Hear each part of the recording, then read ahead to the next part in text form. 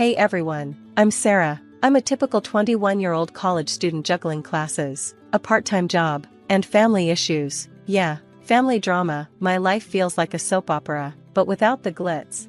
One day, as I was leaving work, my boss asked if I could work an extra shift this weekend. I sighed, thinking about my midterms, but agreed. Lately, I've been trying to manage between my studies and my job at the local diner. I'm stretched thin, just like my wallet after paying bills.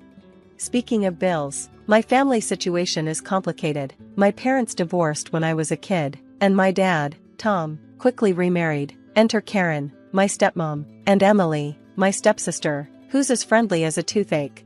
One evening, I reminded Dad about the electric bill due the next day. He forgot and asked me to cover it. Business has been slow for his construction company, so I've been helping out financially even though I'm struggling myself. I said I'd handle it and started calculating how many extra hours I'd need to work.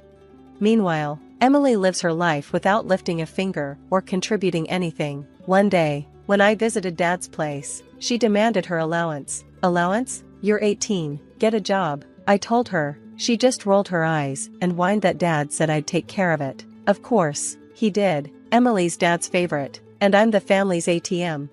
Despite all this, I've been working hard to keep my grades up. I didn't want my GPA to drop just because I'm financially supporting my family. I asked my professor for an extension on a paper, feeling guilty. Sarah, this is the third time this semester. Is everything okay? He asked. I forced a smile and said I'd have it by Friday.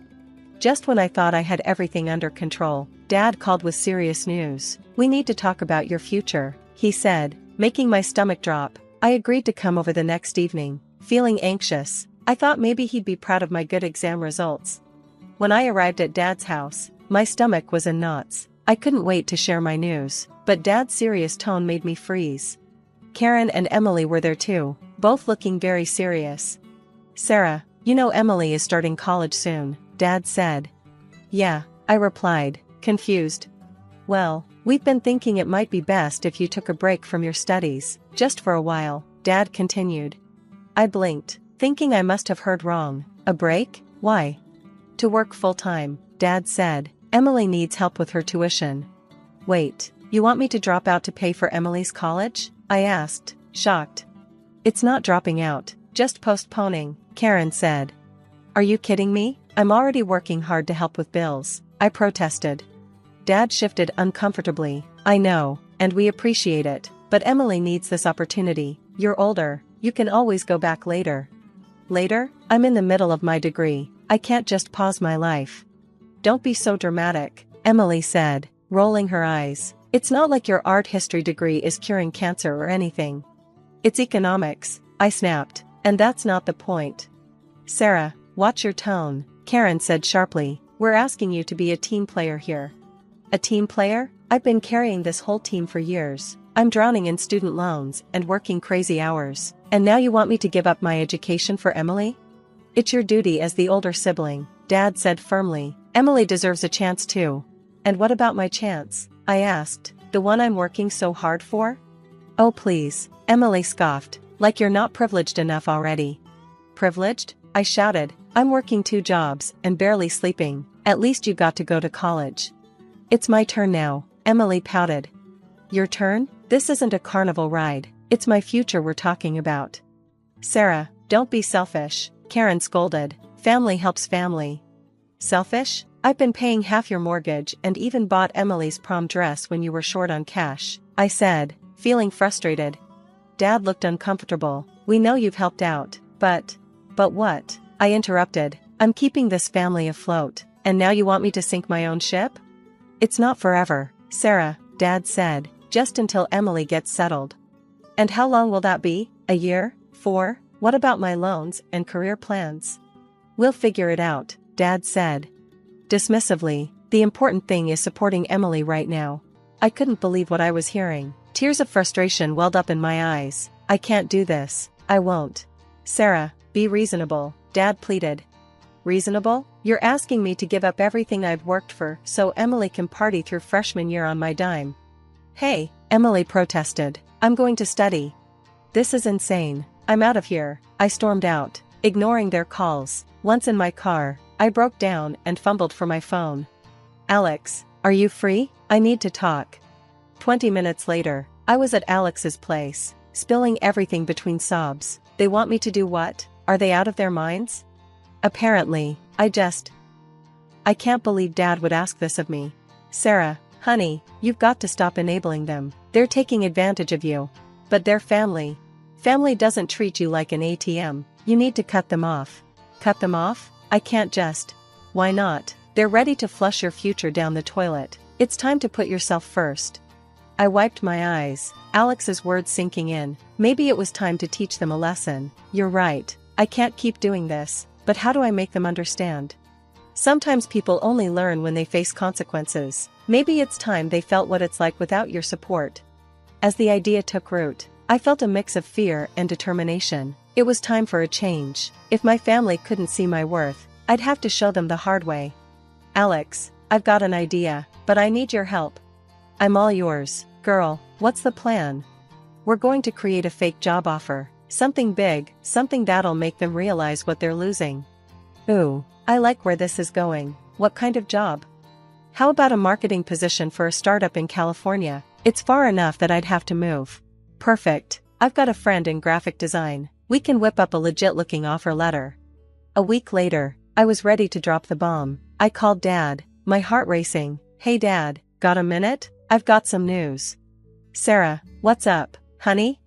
I'm quitting my job. I got an offer for a great job in California, so I told Dad, I'm taking it. California? But what about our bills? Dad asked. I can't keep supporting everyone, Dad. I need to focus on my future now. But Sarah, we need you. What about Emily's tuition? I'm sure you'll figure it out. You wanted me to focus on my future, right? Well, this is me doing that. I hung up, feeling both guilty and relieved. The next few weeks were a whirlwind of urgent calls and texts. Sarah, please, we can't make rent this month, Dad pleaded. I'm sorry, Dad, but I have my own expenses now. But Emily's tuition. She's an adult. She can get a job like I did, I said, watching from afar as my family's situation unraveled. Dad took on extra shifts at his construction job, coming home exhausted every night. I can't believe I'm saying this, but I applied for a job at Burger Baron. I overheard Karen saying one evening when I stopped by to pick up some mail. You what? Dad responded, but you haven't worked in years. I don't want to flip burgers, but we don't have a choice, Karen said. Meanwhile, Emily was having her own meltdown. This is so unfair. I'm supposed to be focusing on school. Welcome to the real world, sis, I muttered under my breath. Despite the chaos, I made sure to support my mom. I secretly helped her set up an online business selling her handmade jewelry. Sarah, this website is amazing. How did you afford it? She asked. Don't worry about it, Mom. I'm just glad you're doing what you love. As weeks turned into months, Dad's calls became more desperate. Sarah, we're drowning here. Can't you help us just a little? I'm sorry, Dad, but I have my own bills to pay. How's Emily's job search going? She's struggling. No one will hire her, Dad said. I wonder why, I said, remembering how Emily had looked down on my part-time work. Despite the guilt, I stuck to my decision. I focused on my studies, acing exams and impressing my professors. Sarah, your latest paper was outstanding, Professor Chin told me. Have you considered applying for our summer research program? That would be amazing, I said. As I left campus that day, I saw another missed call from Dad. I hesitated, then put my phone away. They needed to learn, and I needed to stand firm. But how long could I keep this up? And when it was all over, would there be anything left of my family to salvage? 3 months flew by, and I decided it was time to face the music. I pulled up to Dad's house, bracing myself. The lawn was overgrown, and the house looked like it had seen better days. I barely knocked before the door swung open. Dad's face showed relief and desperation. Sarah, thank God you're back, he said. We've been. Save it, Dad. I'm here to talk, not to bail you out. I stepped inside and saw a mess, dishes piled high, clothes everywhere. In the living room, Karen and Emily were in a heated argument. This is all your fault. If you'd just gotten a job like Sarah said, Karen yelled. My fault? You're the one who married a man who can't even pay his own bills, Emily shot back. Hey, that's enough, both of you, I said. They turned, shocked to see me. Emily recovered first, her face twisting into a sneer. Well, look who decided to grace us with her presence. How's the big city treating you, Miss High and Mighty? I couldn't help but laugh. Oh, Emily, I never left town. The room went silent. Dad looked like he'd seen a ghost. What do you mean you never left? I mean there was no job in California. I've been here the whole time, watching you all implode. Karen gasped. You lied to us. How could you? I shouted. How could you all do this? Talk about how you've treated me for years? I turned to Dad, my voice shaking. You always favored Emily. Everything I did was never enough. I paid your bills, kept this family afloat, and you had the audacity to ask me to give up my future for her? Dad stammered. I didn't realize. Save it. I cut him off. And you, Karen, you've been manipulating Dad since day one. Gold digger doesn't even begin to cover it. You've never worked a day in your life until now, have you? Karen's face turned red. How dare you? I've been a homemaker. You've been a leech. I shot back. And Emily, oh Emily, did you really think the world owed you a free ride? That you could coast through life on other people's hard work? Emily scoffed, but I saw uncertainty in her eyes. Newsflash, sis, the world doesn't care about your entitlement. It's time to grow up. Dad stepped forward, his eyes pleading. Sarah, please, we've learned our lesson. We'll do better, I promise. Just don't leave us like this. I took a deep breath. It's too late, Dad. I'm done. And so are you, with this house, at least. What do you mean? Dad asked, confused. The house is in my name, I said. I'm selling it. You have 30 days to find a new place. Karen shrieked. You can't do that. We'll be homeless. Should have thought of that before you tried to derail my life, I said coldly. And all those bills and subscriptions I've been paying? They're cancelled as of now. Emily started to cry for real this time. But where will we go?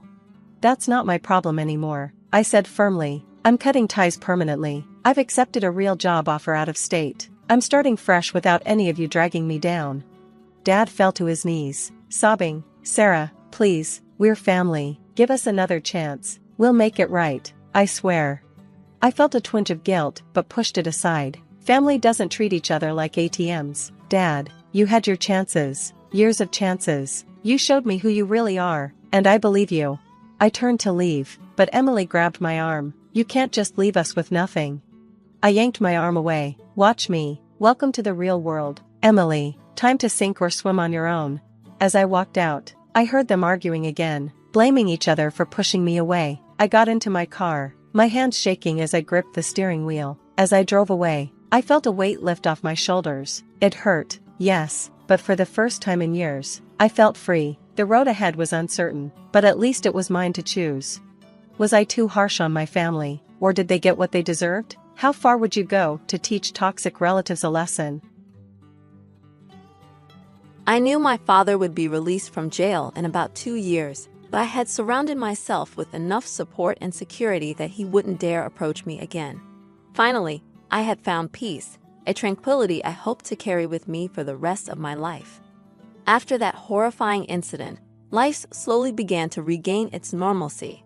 About a year later, I found myself immersed in the everyday routines. 6 months after the incident, I met someone special through a dating app, and we grew deeply attached to each other. My business prospered, and everything seemed to fall into place. The police station where my father was incarcerated repeatedly called, urging me to talk to him, to accept his apologies. I paid no heed. After all he had done, second chances weren't something he deserved. Fast forward 2 years, and I found myself getting married to the same wonderful man I had met on the dating platform. My fiancé was everything I had ever wanted. He knew about my past, supported me in every decision, and made it his mission to ensure my happiness and comfort. During the wedding, in the absence of a father to walk me down the aisle, my best friend's father, the man who had welcomed me into their family, did the honor. I felt an overwhelming sense of gratitude toward all the incredible people in my life. They had helped me heal and move forward. However, as the celebration continued, we were interrupted by a commotion at the main entrance. Rushing there, I discovered a man attempting to force his way into the wedding uninvited. I instantly recognized him. He was my father. His yelling and curses sent shivers down my spine. When his eyes met mine, he uttered, "My sweet daughter, I wanted to meet you for so long. Come to your father." His words felt like a nightmare, and before I knew it, everything went black and I lost consciousness. Upon waking, my husband was by my side, reassuring me that my father had been taken to a mental hospital. He wasn't mentally well and had been diagnosed with several issues. My husband promised that I would never have to see him again, even suggesting we could relocate if it made me feel safer. The relief I felt at the prospect of never seeing my father again was indescribable. My husband and I moved, and together we ran our businesses.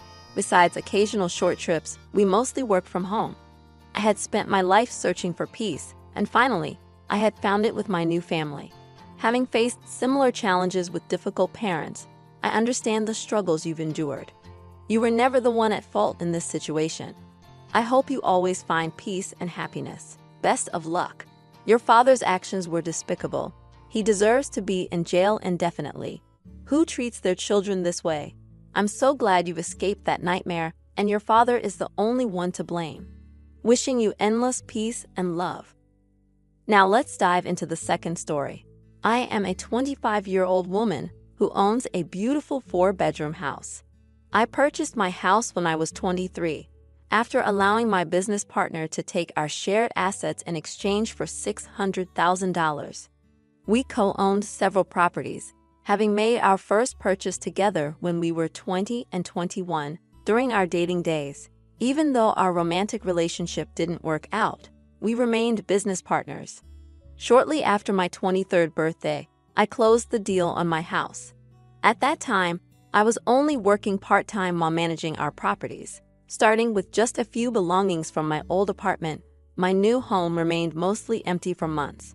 My dream was always to become a pastry chef, and a local community college offered a program that allowed you to obtain a certificate for free with 16 weeks of classes. That's where I met my fiancé, James, a 27-year-old chef at a high-end restaurant. We connected instantly, and he became an integral part of my life, even helping me set up my bakery. James proposed to me in Jamaica on August 8, 2022. When we returned home, I moved in with him. I had spent months perfecting recipes in my kitchen, which I meticulously designed to my liking. I often put my phone on Do Not Disturb mode to eliminate distractions. Although James found this upsetting, I stuck to my schedule and rarely deviated from it. About a week ago, I missed several calls from James because my phone was on DND and he couldn't reach me. He suggested having a key to my place for emergencies, but I declined, explaining that I needed time to adjust to living with someone. Recently, I noticed he had a spare key in his car, and I immediately changed the locks with my brother's help. During dinner last night, I confronted James about finding the key. I assured him it was useless now that I had changed the locks. We argued, and we haven't spoken since. Am I being unreasonable? My father cast me out of our home, leaving me to struggle for 4 long years, unjustly blaming me for money stolen from our house. Now he's back, claiming he wants to meet and has an apology to offer along with an enticing proposition. I couldn't help but laugh in his face. I've never liked my father. His past actions are the root cause. Sure, parents scold their children for mistakes, but my father cursed my very existence. After my mother's death, he spiraled into madness, and being his only child, I bore the brunt of his erratic behavior until I turned 18. I was terrified of him.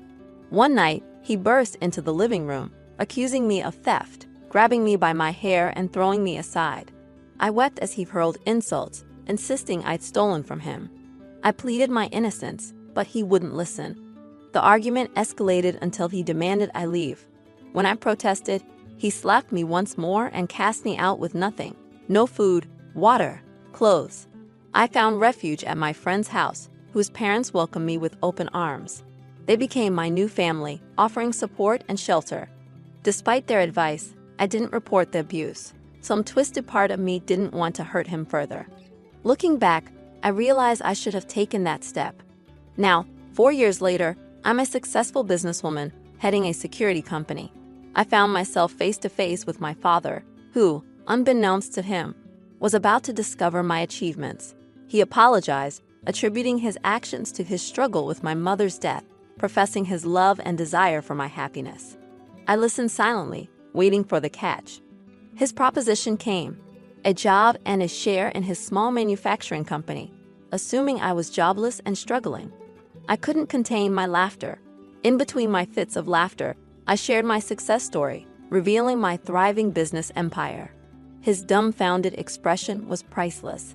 As I stood to leave, I warned him never to contact me again, making it clear I wanted him out of my life for good. As I walked away, a smile crept across my face. It was cathartic to release all that pent-up frustration. That man had never truly been a father to me, so finally feeling happy was a welcome change. But at times, I couldn't help but wonder if I'd been too harsh on him. Life continued as usual after that peculiar meeting. Then one day, my father called, his voice tinged with desperation. He begged me to take him in, shedding tears and repeating his apologies. He admitted he shouldn't have treated me so poorly and that I deserved better. His transparent attempt to get a piece of my success wasn't lost on me, so I hung up the call without a second thought. Weeks later, my company had an opening for gatekeepers. I wasn't personally involved in the hiring process, so I didn't pay much attention to it. But as fate would have it, one day while entering the premises, I saw my father working as one of the gatekeepers. My mood soared, knowing he had ulterior motives, but I decided to let it be, as long as he didn't cause any trouble. Late one evening, I was leaving the office building when I noticed him waiting at the door. I initially ignored him, walking toward my car. However, he called out to me with a sad and apologetic expression. He tried to apologize again, but when I declined, he grew visibly angry. He reminded me of the past, the way he used to hit me, and accused me of having the audacity to speak to him this way. I was horrified. Childhood memories flooded back, leaving me frozen. Before I knew it, he was charging toward me, striking me once more. I screamed at the top of my lungs, and some of the security guards rushed to my aid. I shot him a withering look and promptly informed him that he was fired, promising to report the incident to the police. Given my public standing, the police took my complaint seriously, resulting in his imprisonment for about 2 years and hefty fines. I also disclosed the childhood violence to the police, which only exacerbated his punishment. His face haunted my worst nightmares. Just when I thought I had escaped my traumatic past, this incident triggered a flood of memories. I sought therapy to deal with the aftermath of the attack. The therapy sessions helped me cope with panic attacks and anxiety. From that day on, I took personal charge of scrutinizing the profiles of all new recruits in the security department. While this incident had reignited my fears, I did everything in my power to regain a semblance of reassurance. A month after the ordeal, I could sense a slow but steady improvement in myself. The therapy sessions continued, and I began to feel better. Well, it's clear that your fiancé needs to respect your boundaries. However, there seems to be a deeper issue here. If you don't trust him enough to allow him into your safe space, perhaps it's a sign that you both need to reevaluate your relationship. It's crucial to feel comfortable living together, especially if you're planning a future together. Considering your age and the relatively short time you've known each other, it might be a good idea to have an open and honest conversation. Address your feelings, why you feel that way, and discuss how you both can move forward as a couple. Be prepared for him to have his own opinions and emotions about the situation. It appears that the issue here goes beyond just a house key. Everyone sucks here, estate. He shouldn't have made the key without your permission, and you clearly communicated that he didn't have your approval. However, considering you're engaged and living together, it raises concerns about trust in your relationship. Why wouldn't you trust him with a key to your house, especially when he asked for it due to legitimate situations where his lack of access caused problems? Your relationship seems imbalanced, and if this continues, it might soon be one-sided. You might be the one at fault here. Living together and being engaged should signify a level of trust that seems to be lacking in this situation. Do you genuinely believe your engagement will survive after such a significant fight? By the way, if you're enjoying this video and want to be an awesome person, consider hitting the like button. Alternatively, you could go to their house and leave them the last piece of cheesecake. Okay, let's move on to the next story. I'm a 20-year-old sharing a house with 4 roommates, and I had an issue with one of them, Jane. who is a 29-year-old immigrant that moved to our country about 4 years ago for better job opportunities. Jane joined us around 3 months ago to fill in for a previous roommate who left after her lease expired. Jane and I never had any major clashes until this particular problem arose. Jane's family still lives in her native country, which is in a different time zone. She frequently FaceTimes with them when it's late at night for us, usually around 2 or 3 a.m. While she doesn't do this every night, it occurs often enough to be bothersome, around 4 times a week. What's especially irksome is that she engages in these calls in the kitchen or living room, and her conversations with her family are excessively loud. I've spoken to Jane about this issue, suggesting that she be more considerate about the noise and perhaps use headphones. However, she flatly refused, claiming that headphones ruined the experience. I also proposed that she FaceTime during the day, but she argued that her family would be asleep at that time. I asked her to please be quieter because her FaceTiming sessions with her family were waking me up, and I had to get up early for work. While she seemed to understand, she didn't show much enthusiasm for fixing the problem and kept changing the subject. Earlier this week, I had a Zoom interview for an exciting internship that could significantly impact my career. I informed my roommates about it a week in advance to ensure a quiet house for my interview. However, the night before the interview, around midnight, Jane was loudly FaceTiming her family in the living room. I woke up and was clearly upset about it. I asked Jane to keep it down, and she assured me she was just saying goodbye to them. They quieted down for about 10 minutes, but then I could hear them yelling again. I approached Jane again, stressed the importance of my early morning interview, and asked her to please keep it down. She promised she would and apologized. However, around 1 a.m., I was once again awakened by Jane and her family. At this point, I had had enough. I went downstairs and yelled at Jane, telling her to be quiet because some of us were trying to sleep. Her family ended the call when they heard me, and Jane went to her room crying, refusing to talk to me. She said she missed her family and expected more empathy from me. My other roommate sided with Jane, saying I was too harsh. I'm feeling conflicted. I feel guilty for yelling at her, but I'm incredibly frustrated with her for being so disruptive. Not the jerk. It's unacceptable for her to call and wake her family up, yet it's perfectly fine for her to shriek at 1 or 3 a.m. and disturb her roommates. Can't she see the hypocrisy in her behavior? Her statement about headphones ruining the experience was baffling. How can wearing headphones ruin the experience? It's a completely reasonable request, and her refusal makes no sense at all. All right, that wraps up today's stories. Thank you for tuning in. Don't forget to hit that like button and subscribe to our channel. If you have your own story, feel free to email it to us. The email address is in the description. All right, until next time. I, a 20-year-old woman, was raised by my father, a 49-year-old man, alongside my older brothers, Lyle and Kyle, both 23 years old and twins. Our mother left shortly after I was born, so I never had a maternal figure while growing up. I tried to ask my dad why she left, but he always dodged the question. This left me with lingering feelings of self-blame. To make matters worse, my older brothers often used the old "You're why mom left" card during arguments in my middle school years. My mother began to call me and my brothers during that time, claiming that she wanted me back in her life. However, she made no effort to get to know us, and she broke many promises. The final straw for me was when she didn't come to a beauty pageant I had been excited about for months. It may sound petty, but it meant a lot to me at the time. She had sworn she would come, but of course, she broke that promise too. After I let her have it during a lengthy phone call, I decided to go no contact with her.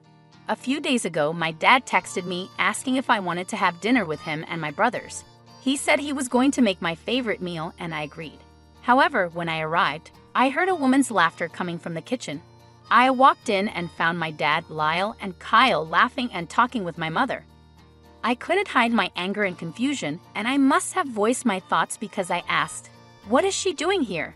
Everyone fell silent, and my dad eventually told me to watch my tone. They claimed they only wanted to talk about their future. My mother dropped the bombshell that she and my dad had rekindled their relationship and had been dating for months. You can probably imagine how shocked and upset I was by this revelation. Lyle then revealed that everyone in the immediate family knew about their relationship except for me because they were concerned about my reaction. I was still standing there, seething with rage, and when my dad tried to grab my arm to sit me down for a talk, I pulled away and stormed out of the house. Since then, my dad and Lyle have bombarded me with texts, calling me immature and saying that I made my mom cry. My friends are divided on the matter, and I'm left wondering if I'm the one at fault here. To start, I want to make it clear that I don't believe I'm in the wrong in this situation. They essentially ambushed me at the dinner table, and I couldn't be expected to accept her and act like everything was fine. The past has haunted me for a long time, and my reaction is completely understandable. I can't blame you for walking out on them.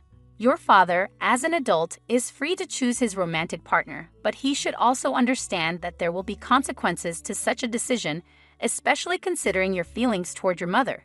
He must have had an inkling about your reaction. So for him to set up a situation like this without any consideration for your feelings is quite perplexing. You might never forgive your mother for her actions, but if they were going to go through with this, there had to be a more considerate way to handle it. Many people agree that you are not in the wrong for how you feel. Your family blindsided you and then blamed you for your natural and emotional reaction. If you choose to distance yourself from your mother, you shouldn't be forced to accept your father's decisions blindly, Opie asserted. I understand he's an adult, but I can't fathom what he sees in her. She left him to raise 3 kids alone, and now that we're all grown up, she wants to come back. This whole situation has me feeling incredibly mixed up and emotional. Bonnie chimed in, offering her perspective. Focus on what you want. Do you trust your father and brothers enough to continue a relationship? Opie sighed, struggling to find the right words. Trust isn't the word I'd use, but I do love them deeply. They've never done anything as hurtful as this, except for Lyle, but his teasing about my fashion sense pales in comparison. It would have been better if my dad had talked to me alone. The fact that they all kept it from me feels incredibly inconsiderate. I've been in situations where I was left out or the last to know, and it's tough, Confused sympathetically said. Opie appreciated the support, thank you. I just feel so upset and confused with my dad right now. They've never kept anything like this from me before. Usually, my dad addresses matters with all of us together. In response to Opie's turmoil, Nopi offered reassurance. You're completely justified in going no contact with your family over this. They ambushed you and made you deal with it. You endured years of heartbreak, broken promises, and torment from your mother and some family members. Opie felt the need to clarify. I want to clear the air about my brothers. They didn't constantly torment me about our mother. It mostly happened during big fights when they would drop the "this is why mom left" card. It's not right, of course, but I can somewhat understand where they were coming from. They had a more established relationship with her. Tori Beth firmly added, you're not at fault here. You were blindsided because nobody said anything knowing you would be angry. They were trying to soften your reaction with a done deal. Make it clear to everyone, especially your dad and brothers, that while you can't dictate their choices, they can't dictate yours either. If they choose to let her back in and possibly get hurt again, that's their decision. Your trust has been broken far too many times, and you're not willing to do the same. Tell them that while you love them, they shouldn't pressure you into anything. You have every right to cut them off and any flying monkeys they send your way. Let them know that in family gatherings, dinners, holidays, or reunions, you'll be civil, but you won't acknowledge her as a stepmom or mom. She has no right to try and parent you. Before I get into anything, I just wanted to express my gratitude for all the kind words and reassurance. I wasn't really expecting such a supportive response. I'd also like to apologize for the delay in my response. I've been busy with work and other things that have kept me occupied. With your advice in mind, I reached out to my dad and told him that I needed answers about what was going on. He agreed, but he suggested having dinner at his place. I had to firmly remind him that he lost my trust when he tried to back me into a corner. He eventually came over to my apartment. A friend of mine, a 24-year-old male, was staying in my sewing room for support. My dad started sobbing and begged for forgiveness, expressing how he just wanted us to be the family we were 20 years ago, a family I can't even remember. These were crocodile tears, so I hugged him to calm him down, but also insisted on getting answers, not tears. He composed himself and proceeded to explain everything I had asked. First, my mom was very young when she got together with my dad, with a significant age gap. They started dating right after high school graduation. Second, my mother had a history of drug addiction, something I had suspected. She even overdosed once, and my dad had to rush her to the hospital. The twins suffered during this period. Third, I was an unplanned pregnancy. My parents decided to put my mother in rehab during her pregnancy, but she remained miserable and ran away to Florida after my birth. Recently, my mom got clean, found a job, and wanted to apologize to my dad. They rekindled their relationship and decided to inform the twins first before telling me. It was helpful to have this information, and I thanked him for sharing it. But I also questioned why she hadn't apologized to the twins, whose hearts she had broken consistently. My dad started to backpedal, suggesting that I should give her a chance to prove herself, especially since the twins already had. He also admitted that it was a really bad move not to mention to me that mom was back. I explained to him that I had given her too many chances, and she had irreparably damaged our relationship. However, I clarified that I wasn't going to cut them off entirely, but mom would be treated as a new person. I insisted that we needed therapy without mom before continuing anything. My dad was a bit upset when I conveyed this to him, but he agreed to the therapy and said he would inform Lyle and Kyle. When he told the twins, Kyle was on board, but Lyle was furious. He called multiple times and sent hurtful texts, essentially boiling it down to me being a spoiled brat who needed to get over the past. I responded firmly before blocking him, and we've been in no contact since. We also had our first therapy session, which wasn't groundbreaking but more of an introductory session. We discussed what we want to work on. I even showed our therapist this post. I found myself alone with her, needing to provide more context because I can be a bit scattered at times. She expressed her desire to delve deeper into my feelings about my mother, alongside my father and brothers if possible. I'll attempt to provide further updates whenever I can. I am profoundly sorry for what you're experiencing right now. Your mother's sudden return into your life, with your father welcoming her back, must be incredibly heartbreaking. The feelings involved in this situation must be overwhelming. On top of that, for your family to turn their back on you and label you as a spoiled brat must be deeply hurtful.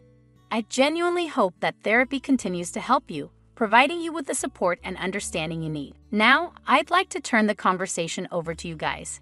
What are your thoughts on this situation? Please share your insights in the comments below. Let's now move on to another story. This next one comes from a new user, 9461, and it comes with an update. The question is, am I the ATA for telling my uncle to stop gifting my daughter extravagant trips? A bit of backstory. When my sister and I were kids, every year for our birthdays and Christmas, my uncle would give us cards. Inside those cards were printed out pictures of various places like local theme parks, zoos, aquariums, and museums. Basically, any place a kid would love to visit. After we opened the cards, he would enthusiastically tell us that we were going to that place. He would make grand promises like, "It's going to be the best trip of your life." However, the catch was, we never actually went on any of those trips. Initially, it was disappointing, but eventually, I started expecting it and just went along with it.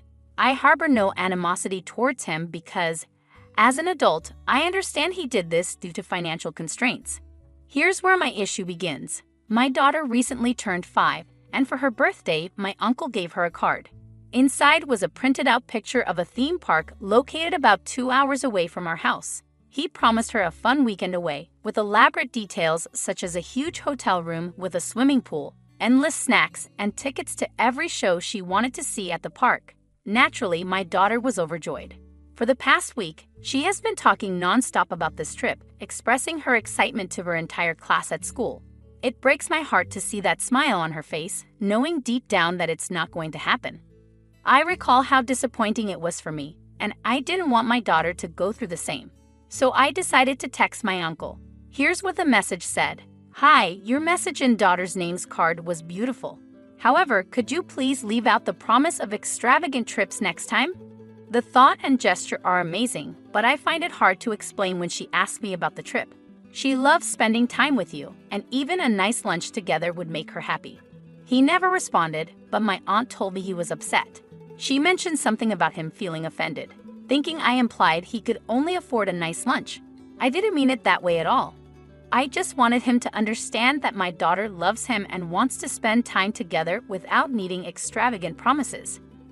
I can see why he interpreted it that way, and now I'm questioning if I'm in the wrong. This has been an unspoken thing in my family for so long, and I wonder if I should have just left it that way. but I can't bear the thought of my little girl being disappointed so many times. My sisters and my mom agree with me. My mom even regrets not stopping it when we were kids. So am I wrong for telling my uncle to stop gifting my daughter extravagant trips? Absolutely not. This is the first time he's done it because she's only 5 years old. Looking back, I realize it might have been wise to immediately clarify to her that this is something Uncle does and then put a stop to it with him right away. Stories like this are heartbreaking for kids. The idea of her getting excited, telling all her friends about it, and then finding out it's all false is incredibly cruel. Poet Revolutionary rightly points out, not the AITA, but why are you being sensitive to his feelings when he wasn't sensitive to yours when you were a child? Tell him that his actions cause you repeated disappointment and you don't want your child to experience the same. Surprises are not presents. A lunch or an activity on the day would be lovely, but other than that, stick to an actual gift or give nothing at all. Disastrous Nail agrees, saying, not the AITA. Stop being nice because he's not being nice. He knowingly gets a child's hopes up and then crushes them. There isn't one nice thing about what he's doing. Tell him he's no longer allowed to give gifts because he's a known liar, and all attempts will be intercepted by you. Pandora chimes in, saying, not the AITA, your uncle is being cruel to another generation. She said, I understand that you might feel offended by what I said, but you are being cruel to my daughter by promising a trip that will never materialize. You did the same thing to me and my sisters when we were children, so I know firsthand how much it hurts to have these grand promises made but never fulfilled. I will not allow you to hurt my daughter in the same way. Whether it's due to a lack of time, finances, or another reason, it is unacceptable to make a child feel this way. You know my daughter loves spending time with you. She would have been so happy with a trip to the local park and some ice cream. Now I have to deal with a little girl's broken heart, just like mine was so many times. Please think about the consequences of your actions. Just because you don't witness them doesn't mean they don't happen. Brain surgery woman commented, not the AITA, and I would definitely protect your daughter because that's exactly what you are doing. The disappointment for everyone when it doesn't happen is so harsh for a child. It's not a life lesson she needs to learn. Too bad he's upset about your implication. Your daughter comes first.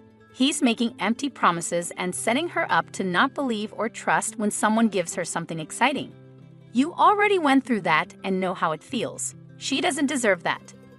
Amber All Day pointed out, you're the AITA for not telling your daughter the truth.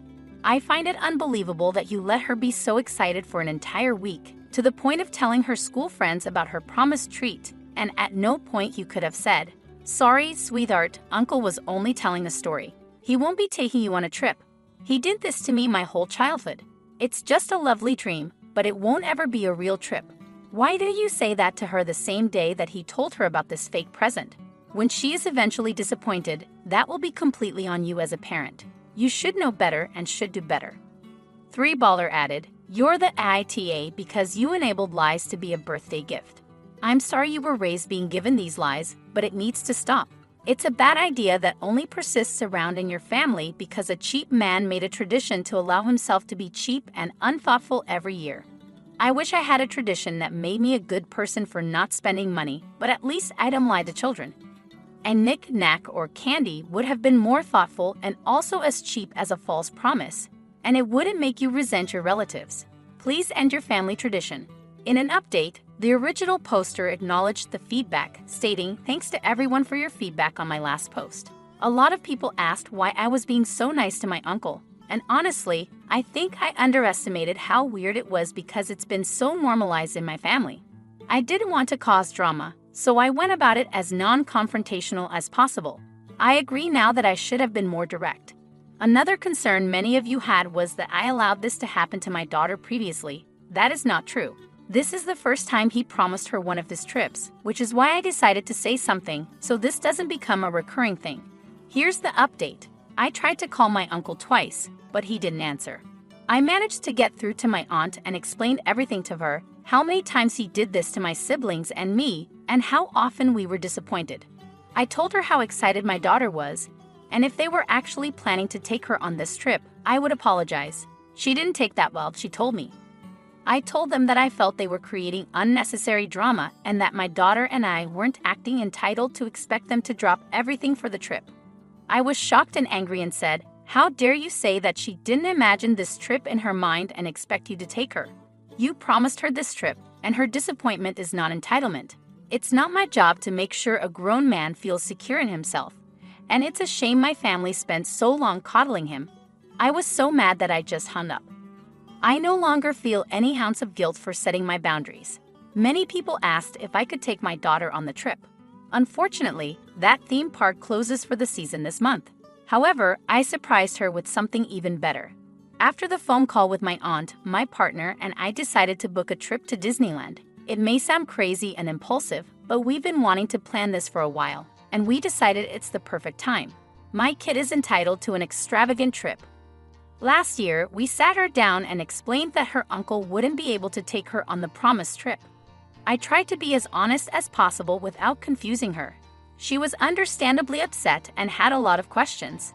After we answered them all, I told her not to worry because her mom and dad are taking us somewhere instead. When she found out it was Disneyland, she was over the moon. She spent all day deciding which Minnie Mouse stuffed animal she wants to take with her. I told her to tell her classmates that her trip got upgraded. All things considered, it's a happy ending. I know I won't always be able to protect her from disappointment, but I sure as hell will do my best. She's getting that giant hotel room she was promised. My wife, a 35-year-old female, and I, a 34-year-old male, share a life together with our 3 kids. However, our marriage has been plagued by long-standing issues that came to a head at the close of 2021.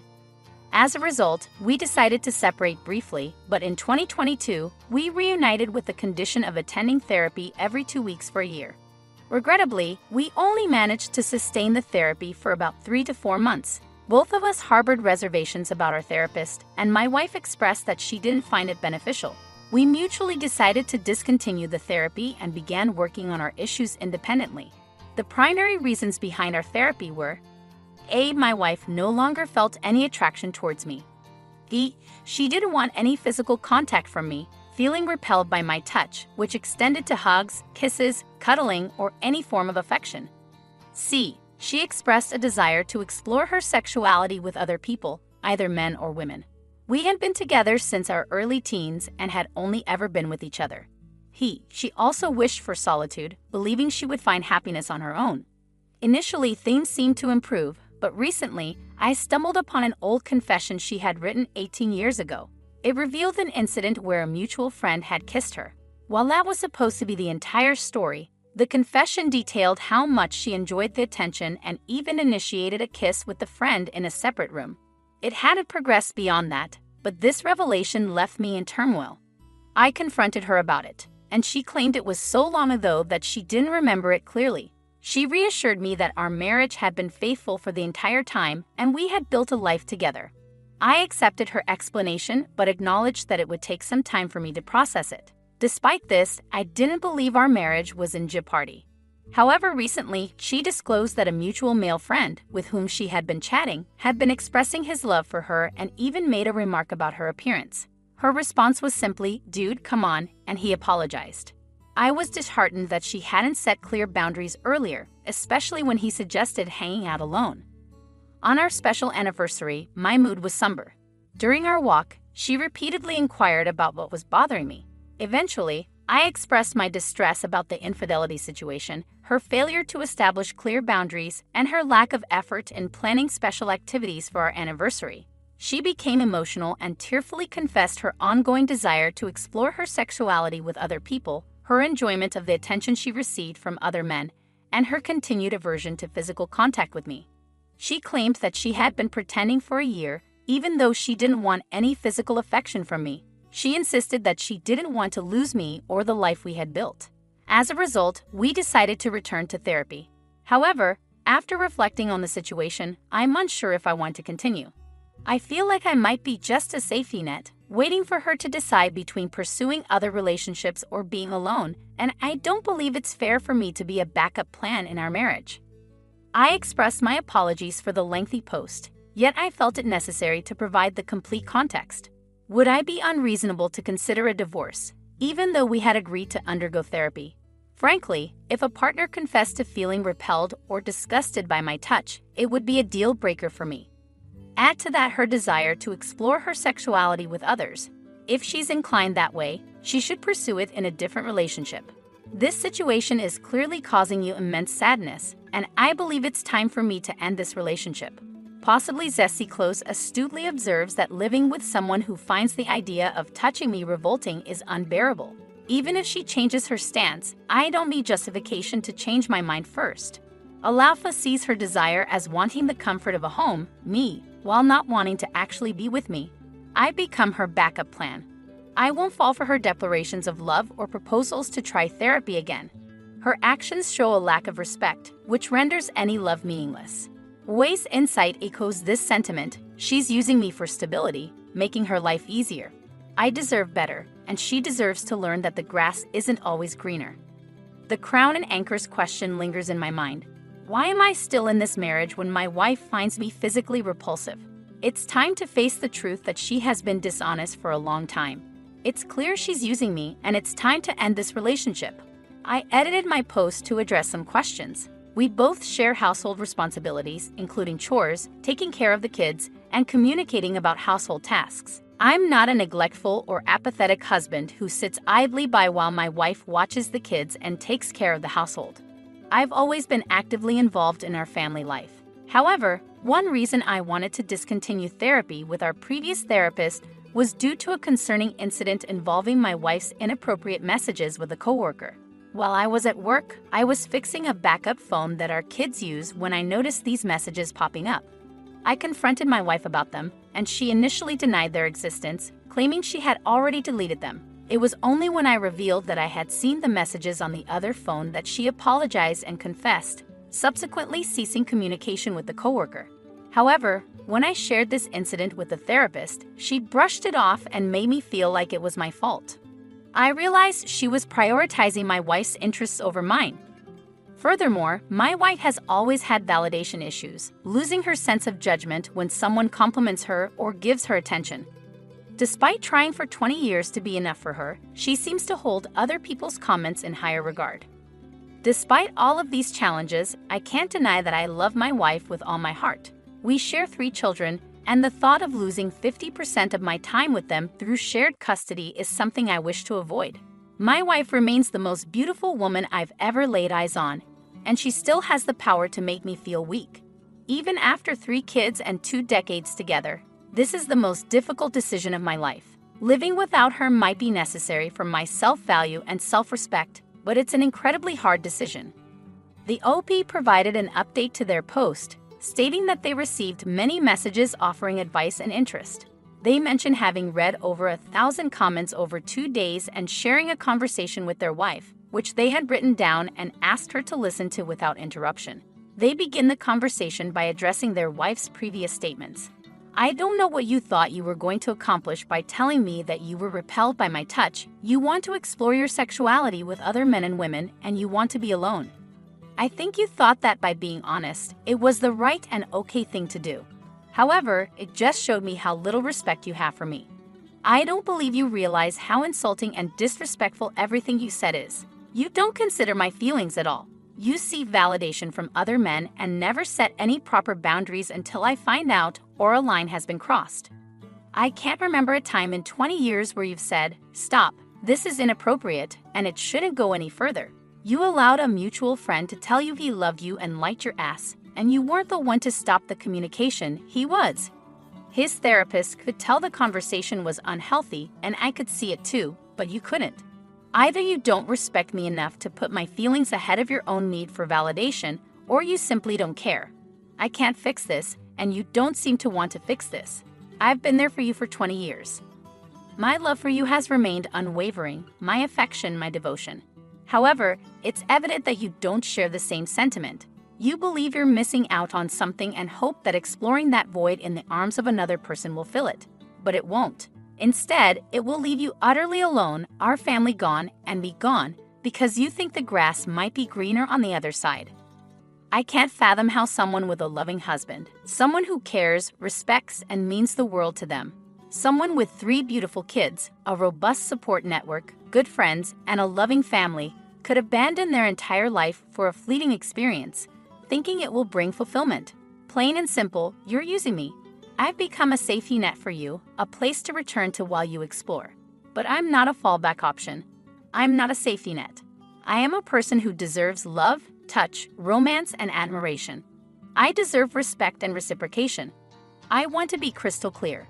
You not telling me about these issues and letting an entire year pass while I thought things were improving is a form of deceit. I'll be attending therapy by myself to understand why I've allowed such abuse and neglect from the person who was supposed to guard and protect me, the one I thought I'd share my life with forever. I'm not asking for a divorce right now, but things need to change. You must attend therapy by yourself. After 6 months of both of us being in therapy, we can consider couples therapy. During this time, you need to stop seeking validation from other men. I don't want to police your conversations, but daily interactions with single men are inappropriate until you can clearly define and enforce boundaries. If these boundaries are broken, you'll have to win me back. Woo me, make me fall in love with you again. I expect romance dates and affection in our daily lives. Rejecting romance because you don't like it and deciding that I don't deserve it is incredibly selfish. I won't accept an open marriage under any circumstances. Monogamy shouldn't be too much to ask. If it is a deal breaker for you, then we can divorce and you can pursue other relationships. I understand that my demands may seem firm, but I'm standing up for myself and what I deserve. I refuse to settle for just enough any longer. If anything I've expressed here leads you to decide it's time to end our relationship, we can move forward with a separation and initiate divorce proceedings. We'll sell the house and reach a mutual 50-50 custody agreement for our children. I want to emphasize that I have never and will never use our children to hurt you, and I am committed to co-parenting with you to the best of my abilities. Despite the stark tone of my words, I want to reiterate that I love you with all my heart and still wish to spend my entire life with you, watching our children grow up together. However, I can no longer accept being an afterthought or playing second fiddle to an imaginary life you might want to pursue. Opie then provides an update, mentioning that one of the recurring things his wife has said in their conversations is her concern about not being enough for him. She feels unsure if she can meet his expectations of what a good, loving wife should be. This time, he reverses the statement, explaining that he knows he's not enough for her. They've had a conversation, and she has agreed to attend therapy as they work on their relationship. While Opie acknowledges that many, if not all, may think he should immediately pursue a divorce, he emphasizes his commitment to giving it his absolute all after 20 years of their relationship. He's unsure whether this effort will lead to a successful outcome, but expresses gratitude to everyone for helping him find the strength to stand up for himself. The update leaves him feeling somewhat flat. The commentator expresses their understanding of Opie's desire to try to salvage the relationship after 20 years, even though they personally find it challenging to believe that much will change. The trust has eroded due to the revelation of feeling repelled by his touch, secretive texting with coworkers, seeking validation from other men, and wanting to explore her sexuality outside the relationship. The trust was lost early on for the commentator, and they would have chosen to leave. They conclude by asking the audience for their thoughts on the situation. Let's move on to another story. Our next one comes from a suggestion on Twitter from Oreo. Thanks for the suggestion. This story is from Skoto1981, who writes, "Just overheard my husband declaring his love to someone else. I'm sitting on my couch, 10 minutes away from my 60th birthday today. My husband and I have been married for 35 years. We were at the doctor's office, as he's undergoing tests due to suspected cancer, making it an emotional day. He's currently on the porch, and I overheard him talking. Wondering who he was speaking to since no one else is here, except his dad in the bedroom, I decided to listen in. I heard him say things like, 'I love you more than anything. You're my soulmate, but we can't start our life together until I know if I have cancer or not, because I don't want to burden you with that.' He even mentioned his biopsy appointment and expressed how much he loved this person. He has never declared his undying love to me or referred to me as his soulmate. I was initially confused, but then it hit me. We currently take care of his 87-year-old dad, who lives with us. We have grown kids, some living nearby and others far away. I'm perplexed about how he plans to start his new life. Will he take his dad with him? Does he intend for me to leave? We have plans for trips and other things, and my head is spinning. I'm not entirely shocked though. 10 years ago, I stumbled upon his adult friend Finder profile. I created my own profile and started conversing with him, and he was making plans with me, not knowing it was me. I confronted him, and after some effort, we worked things out. A few months ago, I saw his Kindle with a webcam on, connected to the Adult Friend Finder website. I chose not to confront him then, as I didn't have the energy for another confrontation. So I'm here now, contemplating what to do. Do I stay quiet and watch the lies and deceit unfold? Or do I go to the bedroom where he's sleeping and confront him about this life-changing situation?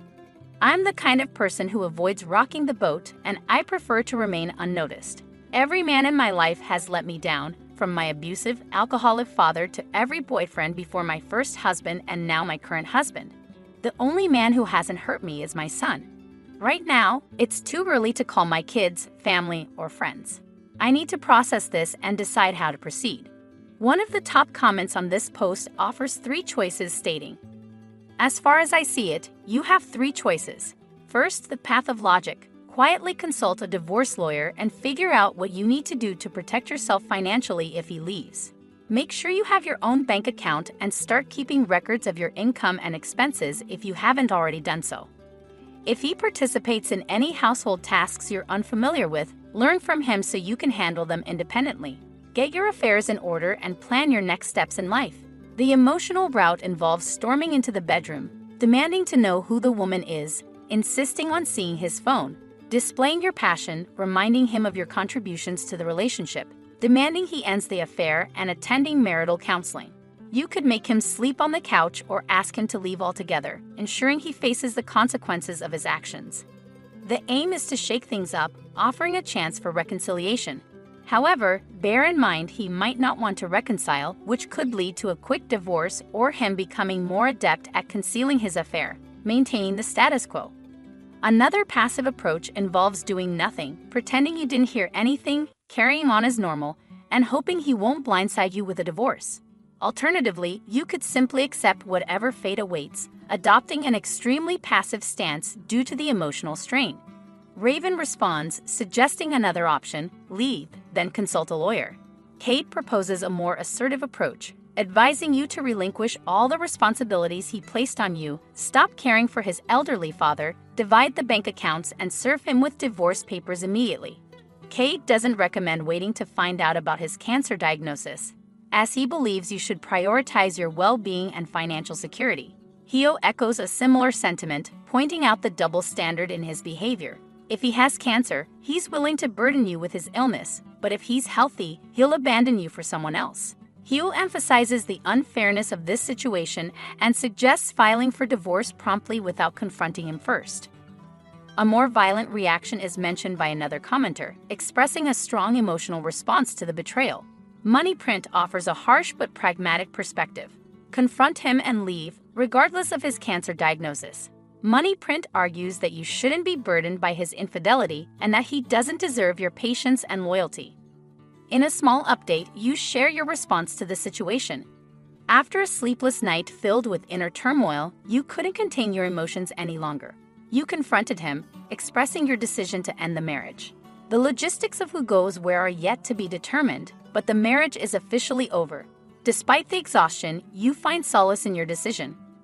The commentator expresses gratitude for the overwhelming support received from the community and appreciates the involvement of the readers. They acknowledge the impact of the audience's love, support, and time. The story ends with a note of gratitude and the hope to see the readers in the next installment.